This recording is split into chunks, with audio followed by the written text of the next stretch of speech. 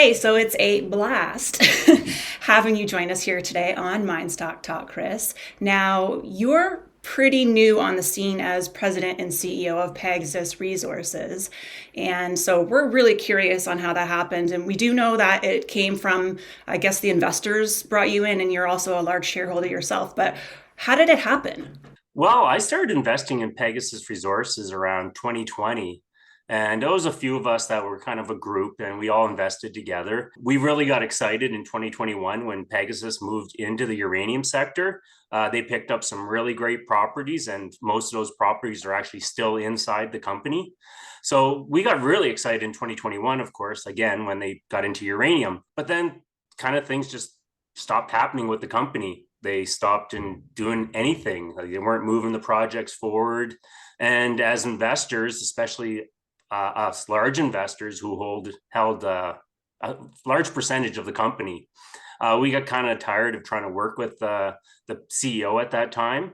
And we asked him to step aside, and he had no shares in the company. So he really didn't have a leg to stand on as far as like ownership inside the company. So he stepped aside. Thankfully, it was nice and clean. He walked away from the company, and I took over as president originally in 2022. Tried to work with management. We wanted to make this thing work with what we had, and that didn't work. So, of course, from then we pushed and asked the CEO to step down, and he did. And I took over the company in February of 2023. So that's the fast version of how I got in here. So let me ask you then, Chris, for a lot of our younger investors, they're familiar with the word uranium, not that familiar with what it's used for, what the market looks like going forward into the future. How do you guys see it at Pegasus? Well, we see supply and demand having some serious issues. Demand keeps climbing and supply is not matching the increase in demand. The uranium sector already has a supply deficit. So we're already short pounds needed to fulfill the yearly supply of uranium needed. So we're in a situation where they want to grow the nuclear fleet across the world. Like, everyone's jumping on board the nuclear. The USA, UK, they all want to triple their production. Saskatchewan is going to put another reactor in, and they're talking about some SMRs as well. Even Alberta is now in the stages of setting up the infrastructure and the policies needed to have nuclear be introduced to the province. So we expect to see nuclear energy also in Alberta here in the near future. So basically what we have is just the world's adopting nuclear energy, and we need to find more uranium pounds in the ground. And that's what we're here to do. We want to find discoveries. We're looking for uranium discoveries, and we're going to find some eventually here. And I think we have the properties to do that right now with Energy Sands and Pine Channel. To follow up with that and noting the deficit comment, would you say that is risky for an investor? Which part? Investing in uranium? Yes. So if you're investing in the junior sector, whether it's uranium or anything like copper, gold, you have to be accepting that it's a high risk, but it's also very high reward. If you make a discovery here with uranium, you can see your share price reprice drastically. So it's very volatile sector, uranium. So you just kind of have to know what you're invested in, do your own due diligence, and be comfortable with what you're investing. And of course, remember, it is high risk, but it is high reward as well. So if you make a discovery, all that risk pays off. Question that would kind of go with that. On your team, you have obviously a geologist. What kind of background in that would he or she have? Actually have two geologists on our team. We've got Derek Strickland and Jody DeRouge. So both these gentlemen have decades in the industry. Both are well known with past discoveries under their belt. Jody specifically, he's had some discoveries in the Rough Rider deposit here in the Athabasca Basin. So we actually have a very strong team. Derek Strickland, and we also got another gentleman, Mike Magram, who was part of a company in Namibia, Exemplar. He was the chief operating officer of that company at the time. They made a major discovery over there, and that company at one point was valued at $1 billion market cap. So we have the right knowledge, we have the right people to move any projects we have forward. About capital, obviously you got to raise it as you go, but so how does that picture look to you? As far as capital goes, we have money in the bank right now, still from our December raise that we closed at end of the year. Really, as far as money goes, we will have to do a raise this year, obviously, because we do want to drill energy sands this year. So to do that, we will need to do a capital raise. When we come to the market for that, we're not sure yet. We're monitoring the situation, and when the time looks right, we'll announce something. With the challenges coming up on your drilling and permitting program at Energy Sands, what are you doing to de-risk? Utah is very mining friendly. We're not expecting to see a whole lot of issues. We're in an area where there's already stockpiling of uranium taking place just up the road from us. We are a long trend of Western uranium vanadium, and they've publicly stated that they're stockpiling uranium right now with intentions of building a mill in the future just 6 miles up the road from us. As far as the property itself goes, there's no historical value to it. It's actually covered in recreational trails. So the property itself is highly recreational, but that's all just ATVs and stuff. So there's no historical value to it. There's no tourist situation there, and it's close to roads. And like I said, it's in an area that's already very mining focused. So honestly, we don't expect too many issues with the permitting. We were going to apply for the permit here once we get all our paperwork together over the next couple of weeks. And then once that permit is applied for, we expect an answer back anywhere from 4 to 6 weeks.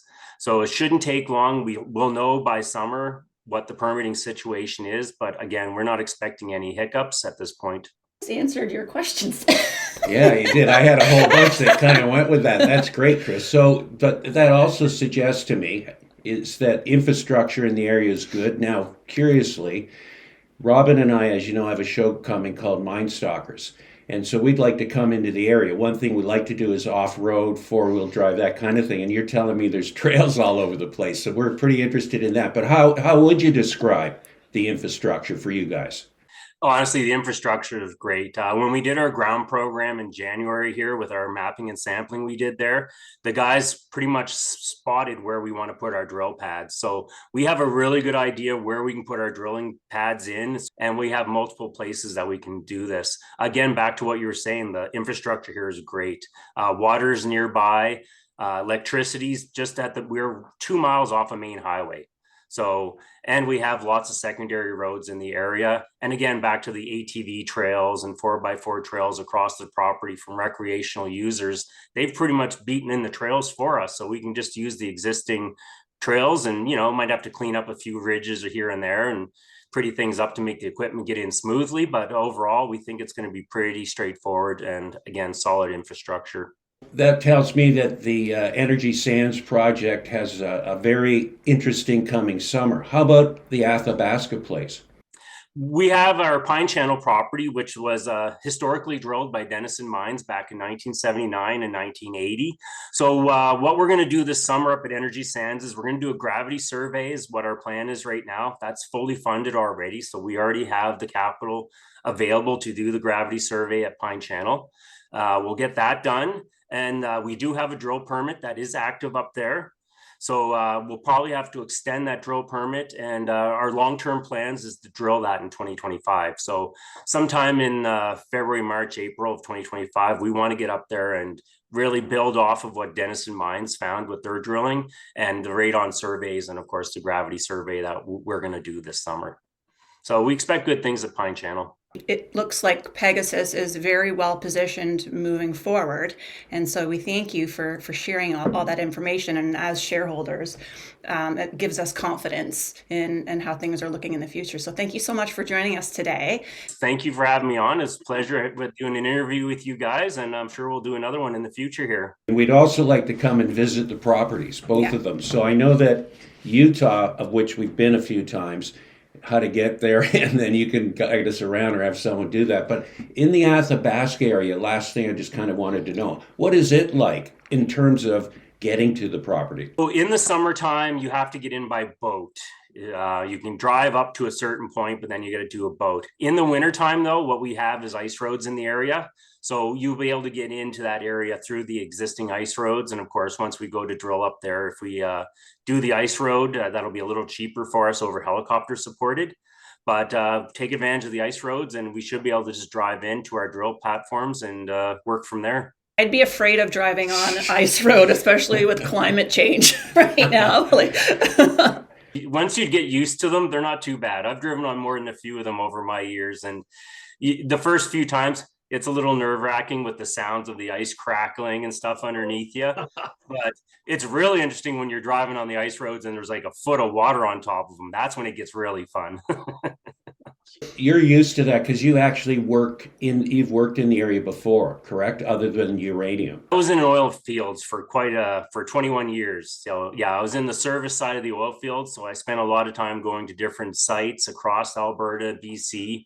I never went into Saskatchewan too often, but I definitely spent a lot of time driving through ice roads and stuff in northern Alberta and into BC as well. So yeah, I've had a lot of experience dealing with the off-roads and working with all kinds of different oil field equipment and project planning and stuff like that. So, Chris, just a fast question, and that is the guys on the board. I was reading about them. A lot of them have a lot of experience in this area, so they must feel pretty good about the company. They're very happy. You have to think we got Derek and Mike to come on here in January, and that's really just on the strength of what they've seen me do with Pegasus.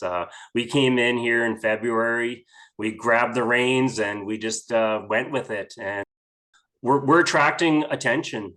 People are starting to realize we're doing real things here, and we want to find uranium, and people know that. And honestly, that's the goal when you're investing in explorers. You want an explorer who's going to go out and they're going to try and find uranium, and that's what we're doing. So, and I think we already have the properties to do that.